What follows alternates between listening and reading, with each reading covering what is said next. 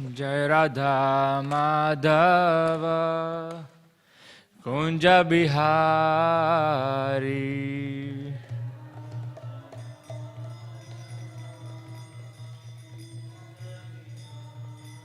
Jaya Radha Madhava Kunja Bihari.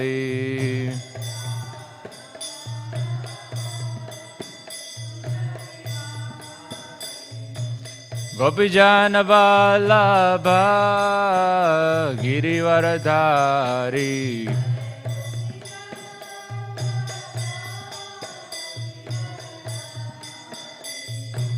Gopijana Vallabha Girivaradhari.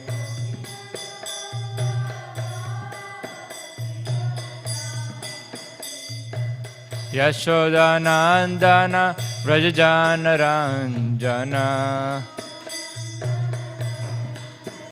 Yashodanandana Vrajajana Ranjana. Jamunatira Vanachari. Jamunatira Vanachari. Jaya Radha Madhava Kunja Bihari.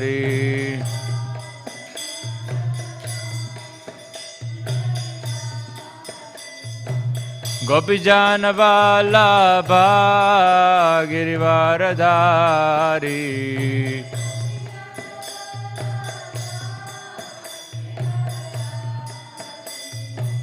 Gopijana Vallabha Girivaradhari.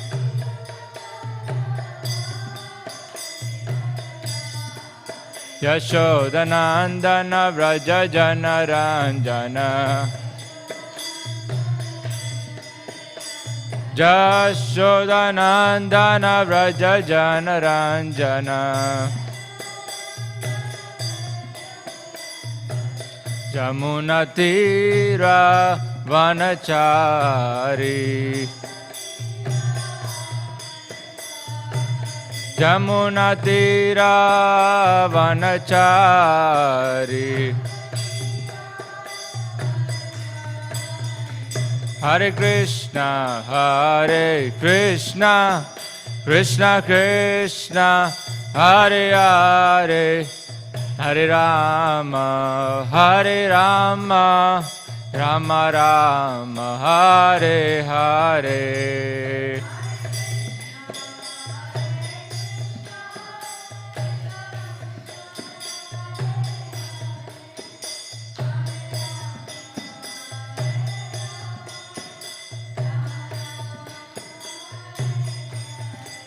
Hare Krishna, Hare Krishna, Krishna Krishna, Hare Hare, Hare Rama, Hare Rama, Rama Rama, Hare Hare.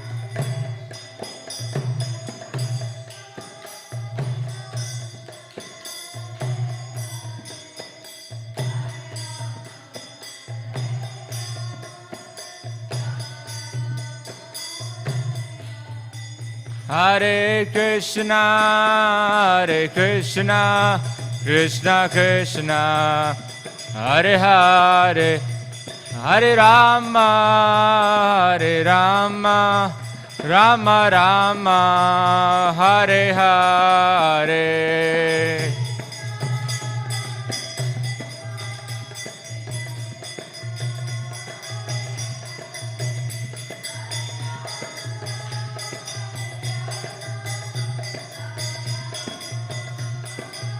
Hare Krishna, Hare Krishna, Krishna Krishna, Hare Hare, Hare Rama, Hare Rama, Rama Rama, Hare Hare.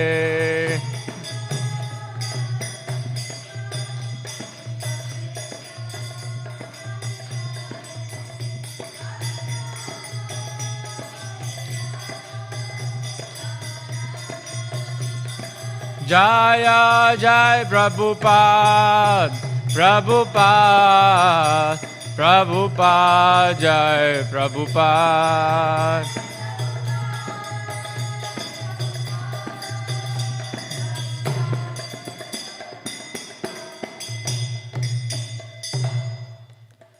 Jai Vishwapad Brahmhamsa Parijagacharya Stotra Shata Shri Śrīmad Bhāgavatam Bhaktivedanta Swami Prabhupada Ki.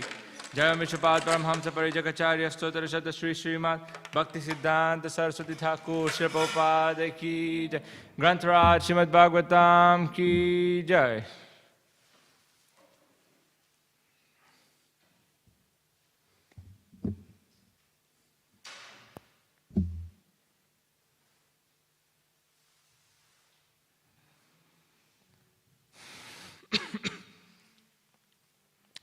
So we're reading from Śrīmad Bhāgavatam, Canto 8, Chapter 7, Lord Shiva Saves the Universe.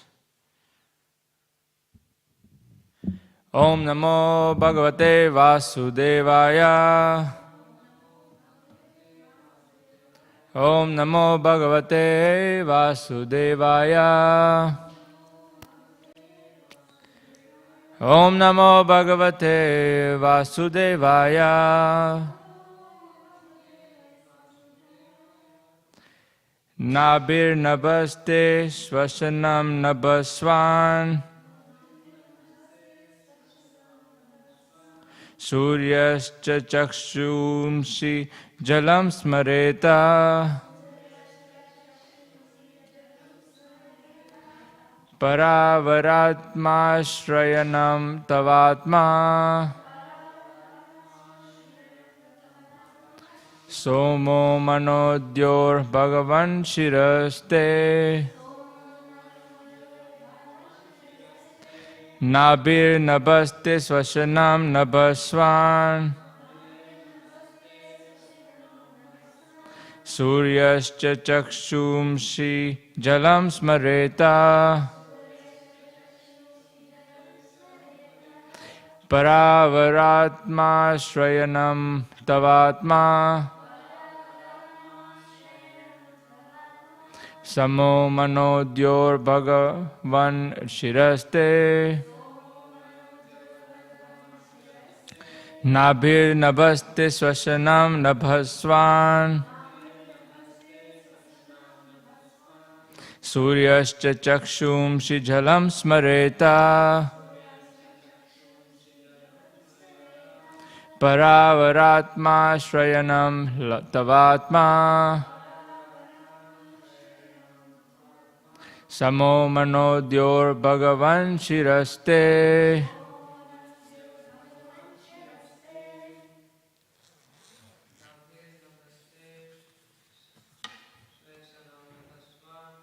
Nabir Nabaste Shasanam Nabaswan.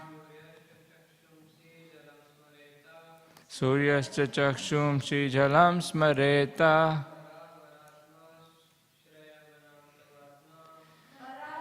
Astasyanam Savatma.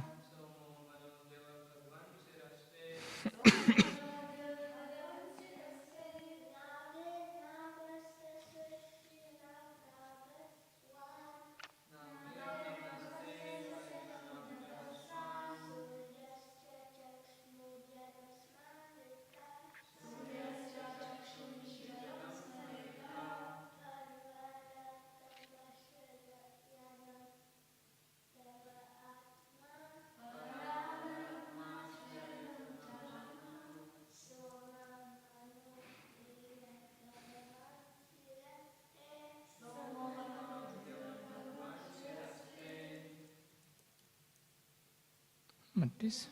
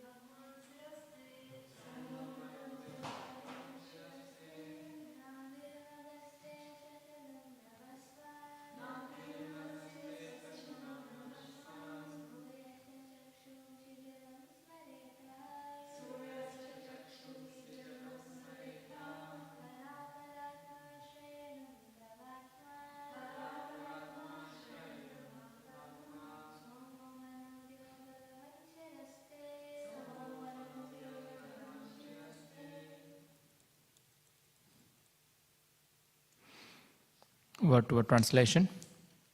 Nabhi, navel. Nabha, the sky. Te, of your lordship. Shvasanam, breathing. Nabhaswan, the air. Surya cha, and the sun globe. Chakshumshi, your eyes. Jalam, the water. Sma, indeed. Reta, semen.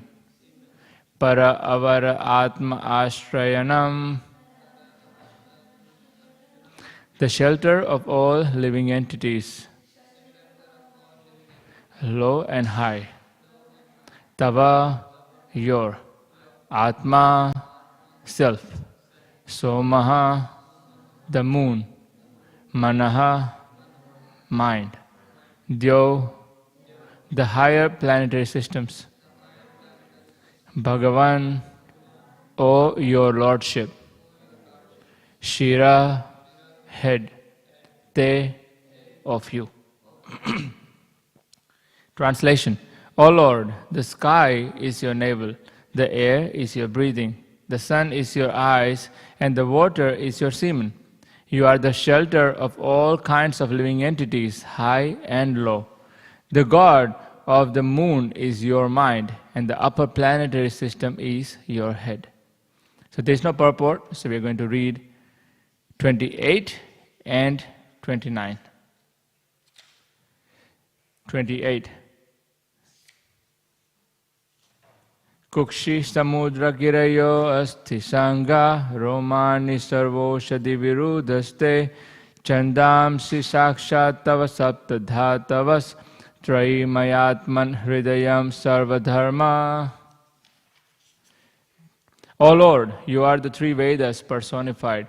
The 7 seas are your abdomen, and the mountains are your bones. All drugs, creepers, and vegetables are the hairs on your body. The Vedic mantras are like Gayatri, are the 7 layers of your body, and the Vedic religious system is the core of your heart. Text 29.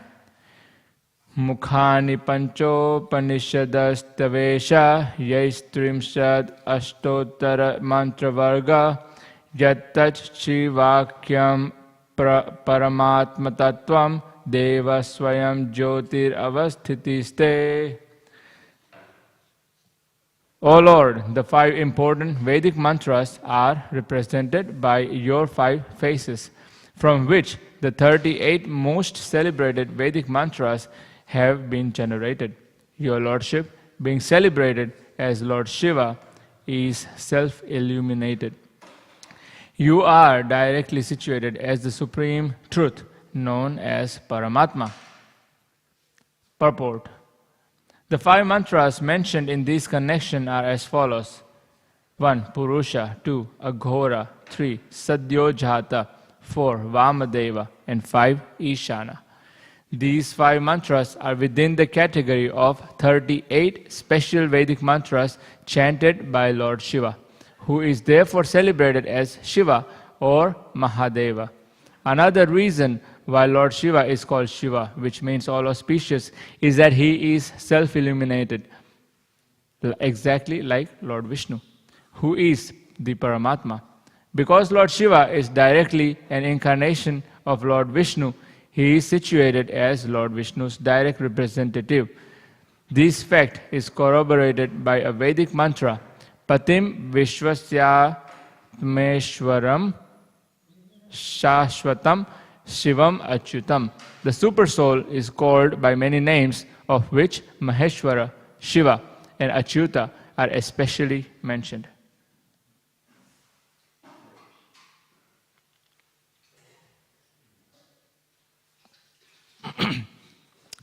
Om Jnanatimirandasya Jnananjana Shalakaya Chakshur Unmilitam Yena Tasmai Shri Gurave Namaha. Jai Shri Krishna Chaitanya Prabhu Nityananda Shri Advaita Gadadhar Shivasadi Gaura Bhakta Vrinda. Hare Krishna Krishna Krishna Hare Hare Hare Rama, Hare Rama, Rama Rama, Hare Hare.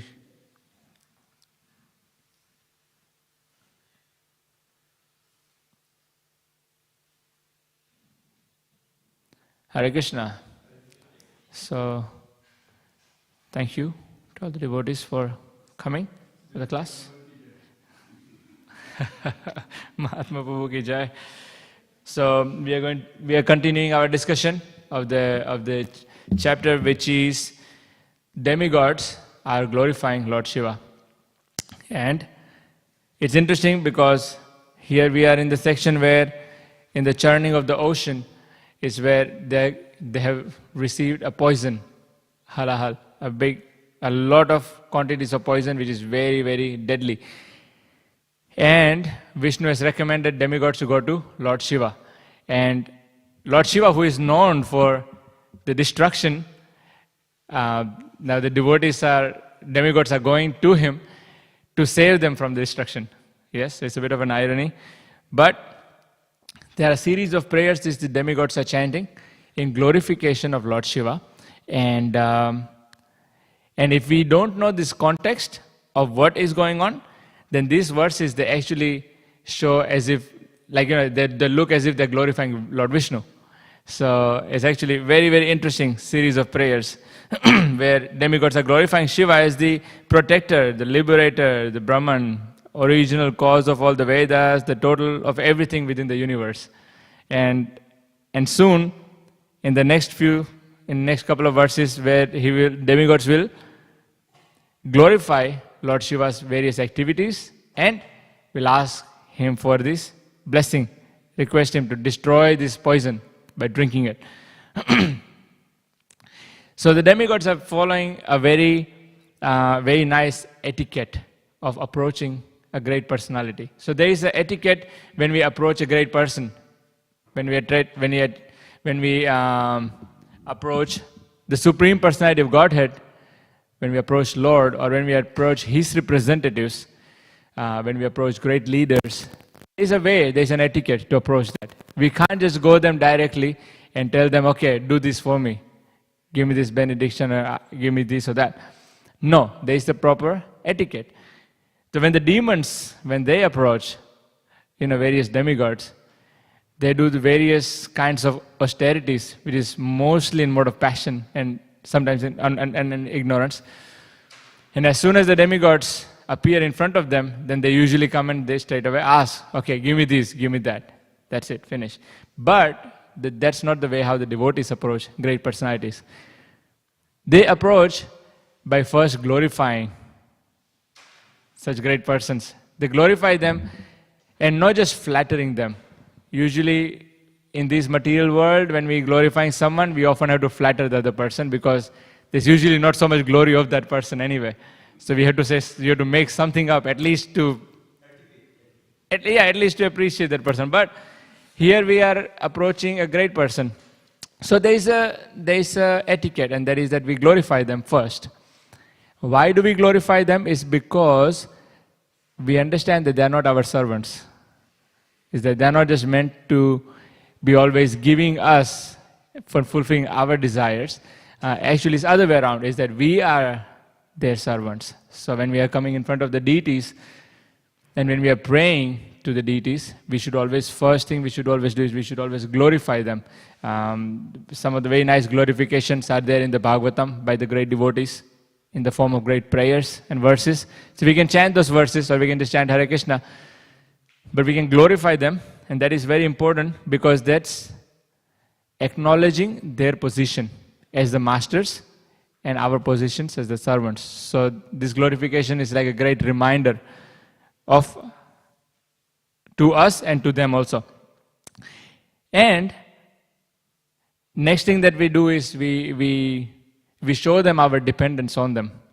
We express our dependence on them. We tell them that, okay, although I am the servant and you are the master, I'm dependent on you. And without your mercy, I cannot serve you. So therefore, please help me, please bless me with such and such benediction, if you so desire, so that I can continue my service. So here the demigods are also approaching Lord Shiva. and they are offering very beautiful set of prayers, which is acknowledging Lord Shiva's great position and telling, and the demigods are explaining that actually we are dependent on you. We are your dependents. And as dependents, we cannot do anything ourselves. So we need your help. So in that, there's nothing wrong in asking. And there's nothing wrong in acknowledging our humble position as the dependents. Yes? So in the material world, we are always reminded that we should be independent, that we should be self-sufficient, that we should not go and ask someone for the favor, that we should always produce it ourselves. But actually, in the spiritual reality, we understand that no, we are dependent on higher personalities, great personalities, and we need the favor, we need their blessings. And when we approach these great personalities with right attitude, then they feel obliged to help. We can see that sometimes if there is a child, and his child approaches mother or father and requests them that, oh, I need such and such thing for my homework, for my studies, for my education, for my, when we wanted to travel, come to Australia, we ask, okay, parents, I want to go to Australia, but I need help, And so they're happy to help to the extent they can. So they feel obligated that, okay, here is a dependent, here is someone who is depending on me for their advancement, so then they're obliged to help. So similarly, devotees also similarly approach Lord in the same mood. So with that right attitude, then the seniors, great personalities, the Lord, they feel obliged. Sometimes devotees like to, pull the other devotees' legs and try and touch their legs, feet, or try to snatch the maha. And then the seniors, they're not obligated to give them mercy. They're not obligated to really, they're not really pleased with such an attitude.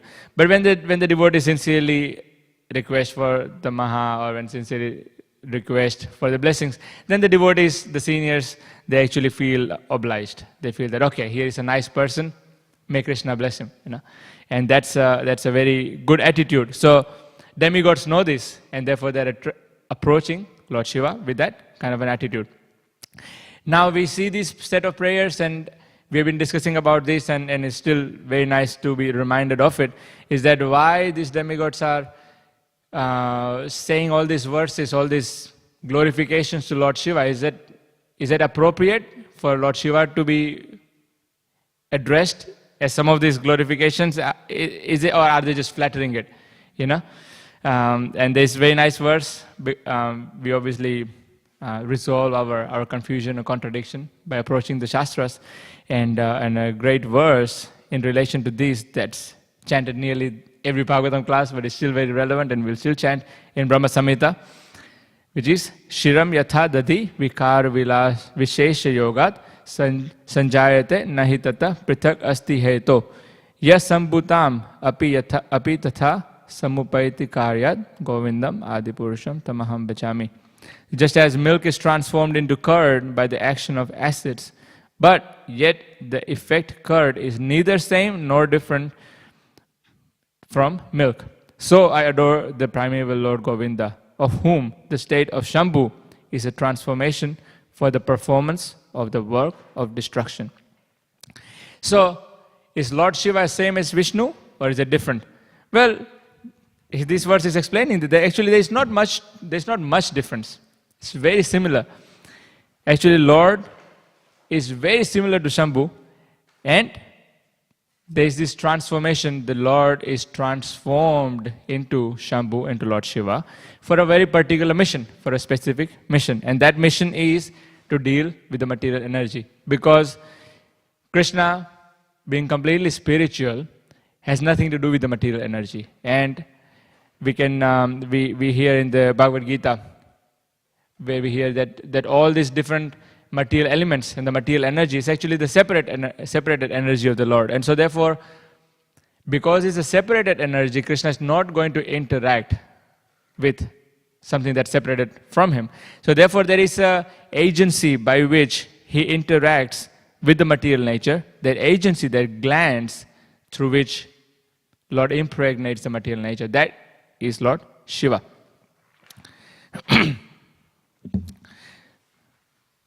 So there is often a lot of confusion in understanding the relationship between Krishna and Lord Shiva. And there's, in history has shown there's the Shaivites and the Vaishnavas, and they've always had the fight. And so much killing actually even. So this conflict can be resolved when we approach the Shastra. So, when we, as growing up, studying in school and universities, we are taught to learn anything through the medium of logic. So anything that we want to learn, we ask questions, we infer through the logic, we argue, and that's the way how we learn anything. So, but when it comes to understanding Bhagavatam, it's a very different way of understanding. Because, say for example, if A is equal to B, and if someone says A is not equal to B now, we think it's contradictory, isn't it? It's contradictory from the original truth that A is equal to B. So now if we're saying A is not equal to B, then that's contradictory in that both cannot be true. So it logically doesn't make sense, correct? Now Bhagavatam is full of such contradictions. So here we are hearing that Lord Shiva is same as Vishnu, but then we also understand that Lord Shiva is not Vishnu. So how does that work? How about, is Jiva same as Krishna, or is it different? Is Jiva same as Krishna? No. Well, that's partly true, but it's not entirely true. Jiva is same as Krishna, isn't it? They have the same nature, they have the same quality. Yes. Is Krishna personal or impersonal? Well, he's both. Krishna is personal, but Krishna is also impersonal. Krishna is also, in his Brahman effulgence, he's impersonal. So he is both. It's a contradiction, and for a human mind to understand something that's contradictory, it's very difficult. How can that be? Is Krishna everything? Is everything Krishna? Yes and no, isn't it? So, the example I was hearing is that, just like if you have a gold in your finger, then we call it the gold ring. If the gold is in your wrist, then we call it the gold bracelet. Yeah? Or if the gold is in your neck, then we call it the golden necklace or chain. Yeah? But if it's not in any part of the body, and if it's just a gold, we call it gold. Correct? So the name is given based on its function. Correct? Although it's all gold, the names are given because of different functionalities, right? So similarly, the different names given to different demigods who are in charge of the different elements, but actually you can say everything is Krishna. Correct? Because everything is Krishna, nothing is separate from Krishna. So you cannot say that it's not Krishna. There is Krishna, everything is Krishna. But at the same time, we understand that everything is not Krishna. So if you go into the details, we understand that there is difference between Vishnu Tattva and Jiva Tattva, right? Now if you go a little bit more deeper, we understand that actually there is Ishvara, but then there's also Jiva, there's also Prakriti. Now we go even more deeper, we understand that there's difference even within the Jivas. There's also difference within the Prakriti and Prakriti. There's a material Prakriti, there's a spiritual Prakriti. So there's a differences, but at the same time,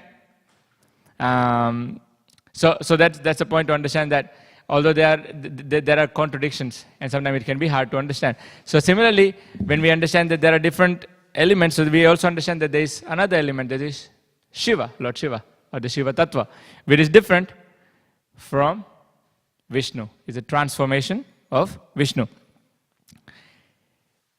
That transformation again specifically happening because of its interaction with material nature.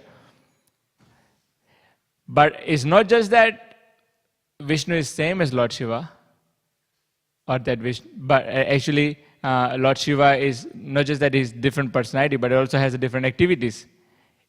Yes, we hear this pastime of Vrikasura, who approached Narad Muni, and he wanted benediction. So I want quick benediction. Whom should I approach? And Narad Muni said that, okay, here is a person. He's not ready for any devotional service. He's not going to go for Mangala Arati. He's not going to chant his 16 rounds. So what can I recommend? Okay, go to Lord Shiva. Yes. So he asked, okay, you can go to Lord Shiva for your quick benedictions, quick program, 7-day program. And Vrikasura approached Lord Shiva, and he started a very ghastly way of worshipping Lord Shiva. What was his worship? He started chopping off different fingers to worship Lord Shiva. Then he started chopping off his limbs of his body, and finally he was going to chop off his neck. He was going to commit suicide. Now naturally, if we see someone who is going to commit suicide in front of us, we'll go to that person, we'll say like, what do you want? Can I help you? So Lord Shiva also saw, okay, here is a person, he needs something. Okay, what do you want? How can I help you? So Vrikasura said, yes, I want a benediction. He said, okay, what benediction do you want? He said, I want a benediction that anyone's head that I touch should be turned into ash, should die immediately. Lord Shiva said, okay, if that pacifies you, so be it. Now, Lord Shiva obviously didn't come by himself. He came with Parvati. Now this demon, he saw Mother Parvati and he saw that, oh, such a beautiful lady. Maybe I should have her. Why is this Shiva has her? So let me do one thing. Now that I have a blessing, let me kill him. And then I get to keep Parvati. So he started running behind Lord Shiva and wanted to kill Lord Shiva. And Lord Shiva said, okay, I just gave my benediction. Now I can't deny my own words. So I have to run. So Lord Shiva started running. All the demigods were there. Lord Shiva asked, okay, help me. Demigod said, no, look, this is your words, your blessings. We cannot help. This is beyond us. So Lord Shiva is running, and this Vrikasura is running behind him, trying to kill him. Finally, Lord Shiva quickly gets to Lord Narayan and asks, oh my Lord, please help me. This crazy demon is behind me, and he wants to kill me. So Lord Narayan said, okay, yeah, don't worry, I'll help you. So Lord Narayan came in the form of a brahmachari, and he went to Vrikasura, who was looking around. Where is Lord Shiva gone? He was just around. Where did he disappear? So this brahmachari came and he asked Vrikasura, Vrikasura, son of Shakuni? He said, you are such a great personality. So Vrikasura said, oh, okay, here is someone who knows me. He knows my father, he knows my lineage. He said, yes. He said, I know you. He said, you are a great person. Your father is such a great person. You are such a great person. Why are you running around so much? Why don't you just relax a little bit? And Vrikasura says, okay, here looks like he's someone who knows me, and he's maybe my well-wisher. Maybe I should listen to him. So Vrikasura sits down and he explains the whole situation, and that I'm looking for Lord Shiva. I want to kill him because I got this benediction, so I can kill him. And this brahmachari says, really? You believe in this word of this crazy person? He gives all kinds of benedictions to everyone, but not that everything works, Not that all the benedictions work. I really don't think this one would work. But if you really want to test it, you can test it in your own head. Touch your head, see if it works. If it doesn't work, then we will both catch him and we will show him a good punishment for giving a wrong blessing. So Vrikasura says, yeah, he's a well-wisher, he's saying it nicely, maybe I should try. As soon as he touches his head, he dies. So, in that way, Krishna actually saved. But, so in that way, there's a very, very interesting pastime which shows Krishna superiority, or Lord Shiva. And also, there's this pastime of Daksha Yagya, where there was a whole chaos. And after the chaos, Lord Shiva was approached by all the demigods and Lord Brahma. And actually at that point also Lord Brahma glorifies Lord Shiva. And he glorifies him with similar prayers. He's glorifying him, glorifying Lord Shiva, to say that, oh, you are actually Lord Vishnu. And that there is no difference between both of you. So you can see that there is this interesting difference. That they both are Vishnu, and Brahma is very intelligent. And so Brahma knows that, okay, they both have similarities, but then they also have the difference. So again, these statements are very hard to understand from material point of view, from our material logic. So there was this interesting example that I heard, and that was really relevant. That if someone is standing outside the temple, in that lawn, in the front lawn, and if someone asks, where is the Hare Krishna temple? Where is the temple? Then we'll say, oh yeah, over there. Yeah? And we'll point to the temple. But if someone is inside the temple and standing in the courtyard and say, where is the temple? Then we'll say, temple is there. So, it's the same question, but we are giving two different directions. So before we are giving the direction that, yeah, it's there, but now it's there. Actually, they are looking for the same temple, but as they're coming in more and more, we are referring to, first we are referring to the whole temple premise, but now we are referring to the temple hall. Yes? But if say someone is in the temple and say, where is the temple? Then we'll point at the Radha Vallabha. Yeah, there is the temple. Yes? So, as they're coming in more and more, as their understanding is going deeper and deeper, then we are becoming more and more specific in our explanation of who is the Supreme, who is Lord. So, in the beginning, here we can say, like here in this verse also is saying that Lord Shiva is same as Lord Krishna, and there's nothing wrong in it. But if you go a little bit deeper, then we can explain, oh yeah, okay, there is a Vishnu Tattva and then there is a Shiva Tattva. But if we come a little bit more, then we said actually, we are not just worshipping Vishnu, we are actually worshipping Krishna. So again, there's further difference. So there is difference in that sense, and we have to understand that this difference is understood as we go more and more deeper. Yes, in the beginning, in the start, it all kind of one thing. But as we becoming more deeper, then we understand that more specifically. There's another example also I've given that, sometimes in the crowd, there's a lot of people, and you're looking for someone, and that person knows that you're looking for him, and they raise the hand, Oh yeah, I'm here. Oh yes, okay, Dvija is there. Okay, so then you can see Dvija is there by looking at the hand. Yes, but when he comes closer, he's not going to talk to my hand. He's going to talk to me. Correct. So in the beginning, it's kind of pointing at something, but then as we go more closer, then we become more specific in our understanding of the Supreme, understanding of God. So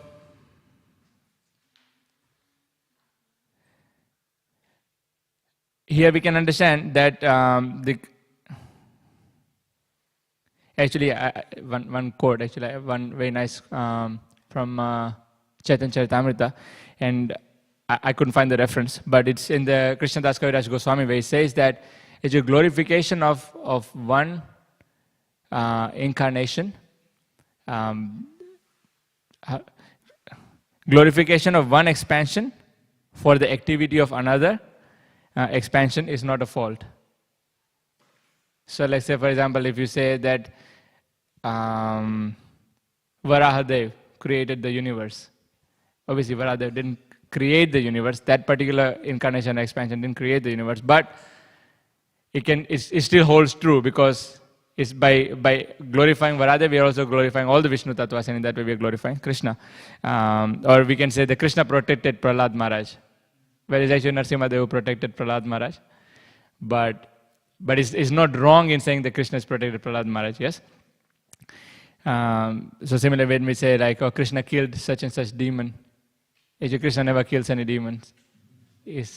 His form is Vishnu, form who kills Krishna, kills various demons. So, it's Krishna, but different incarnations or expansions who are working for different functions or functionalities. So here, the functionality is explained of material nature, of Lord Shiva, who is interacting with the material nature. But we are part and parcel of Krishna, and so therefore we are worshipping Krishna. So when we are glorifying, when these verses are glorifying Lord Shiva, it's actually not wrong, because they're glorifying a functionality of Vishnu or Krishna. So in that sense, all these verses are true. And we are part and parcel of Krishna, and therefore we glorify Krishna. And we understand that these verses of glorification, they're actually verses glorifying Krishna ultimately. And Lord Shiva himself is a great devotee, and he's himself worshipping Supreme Lord. So we know this pastime where the Prachetas, when they wanted to approach Supreme, they approached Lord Shiva, and Lord Shiva gave him the mantra. And through that, they finally pleased Lord Vishnu, and Lord Vishnu appeared for them. So actually Lord Shiva knows how to approach the Supreme and who is the Supreme. And so therefore, by glorifying Shiva, we are ultimately glorifying Krishna, and we are going closer to Krishna. So, in this verse, there is an interesting mention.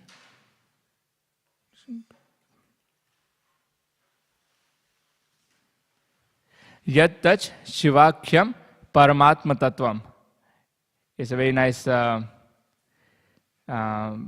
interesting expression. It says that Shivakyam is celebrated by the name Shiva as Paramatma Tattvam, which ascertains the truth about Paramatma.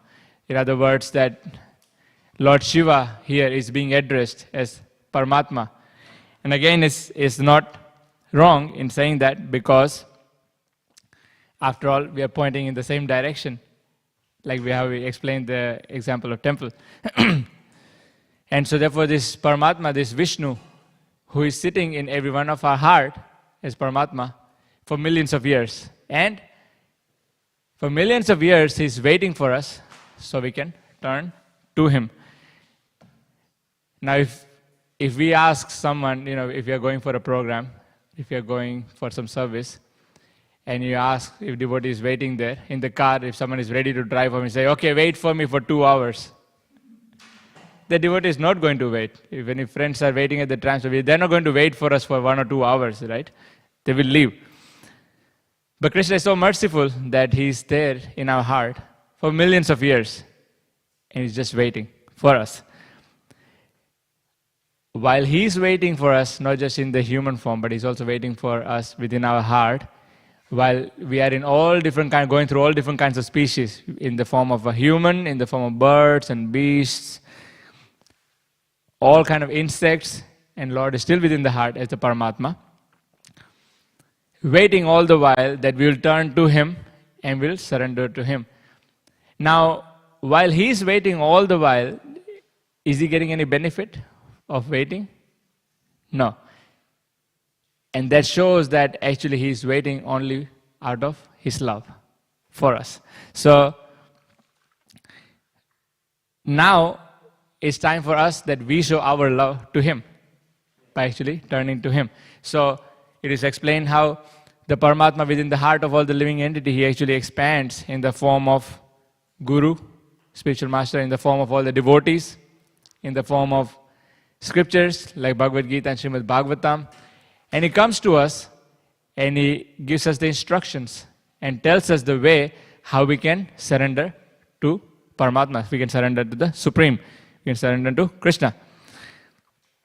Now this connection is always there because Krishna is always there with us and Krishna is always connected with us. But it's we who have forgotten this connection. So it's time for us to remember that connection and time for us to turn to him and surrender to his instructions, surrender to the devotional service, surrender to chanting the Hare Krishna mantra. And through that surrender, we start coming more and more closer to Him. So all these instructions, they are there in these books. In these books that Prabhupada has given us. And to the extent we take those instructions seriously, to the extent we start following those instructions, to that extent we actually turning towards Krishna and we are establishing our connection to Him. So it requires that we really surrender to the process given and not hold back. And when we are engaging our service to Radha Vallabha, that's serving Paramatma, as is explained in this verse. So engaging in the service to Radha Vallabha is directly the topmost service, and by engaging in that, we are starting to awaken our true identity, our true consciousness, and we are returning to our original identity. So this verse we can pray to Radha Vallabha, and we can pray to his amazing devotees that we can be more and more dedicated to their service for their pleasure. And with that I conclude. Thank you very much. So if there is any comments or questions.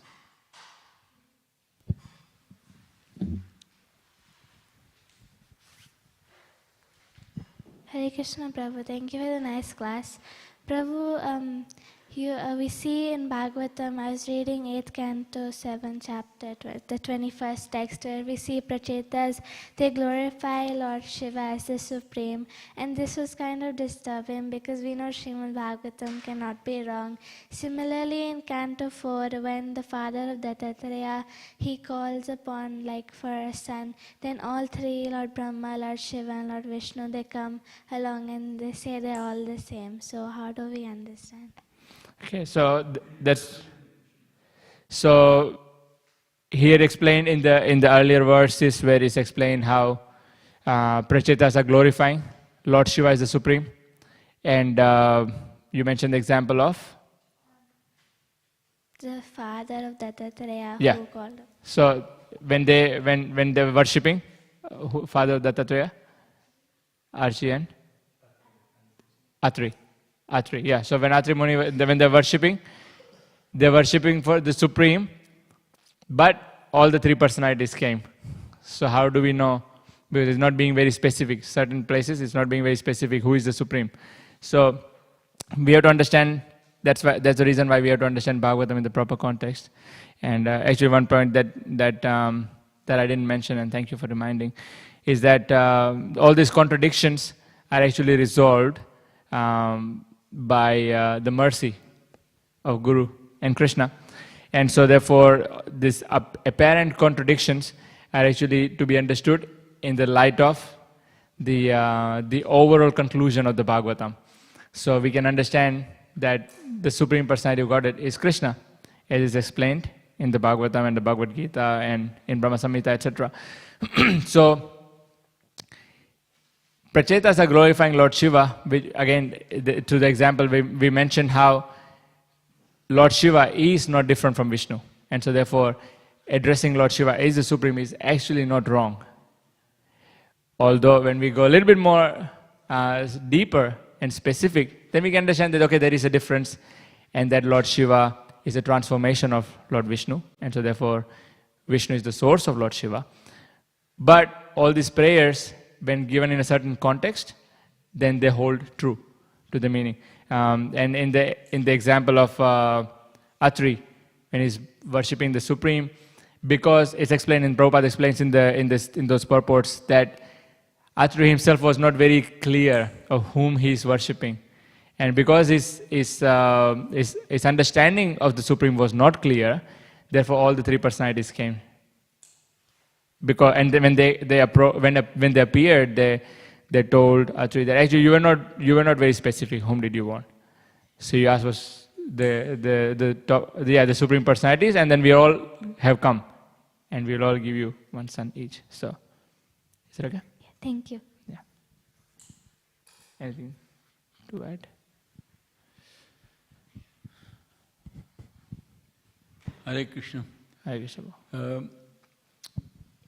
With this verse, I'm thinking whether it's Lord Shiva's glorification or is Lord Vishnu's glorification.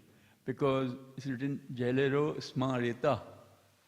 You are the, water is your semen. So how do you classify? Just clarify, please. So as we mentioned in the beginning, that all these verses, if you look at them without knowing the context, then they look like glorifications of Lord Vishnu. And it is in one way, in one sense, because we are referring to Lord Shiva, who is in one sense not different from Vishnu. And so therefore all these glorifications of Lord Shiva are also glorification of Lord Vishnu. Yeah, so there's functional difference between Vishnu and Lord Shiva, but here we are understanding demigods are sort of glorifying Lord Shiva, knowing that they're actually same person in one sense. But demigods know that Lord Shiva is not Lord Vishnu. Yes, but they are glorifying. It's like Lord Shiva is representing an aspect of the absolute, and so in that way, by acknowledging Lord Shiva, they're acknowledging the absolute. So, so in that way, they're glorifying the absolute by glorifying Lord Shiva. Can we constitute as a flattery? It's not a flattery. It's not a flattery because what they're saying is true. Is that they're glorifying the absolute, and these glorifications are true. So it's not a flattery. Thank you. Yeah. Is that okay? Prabhu, you want to add something?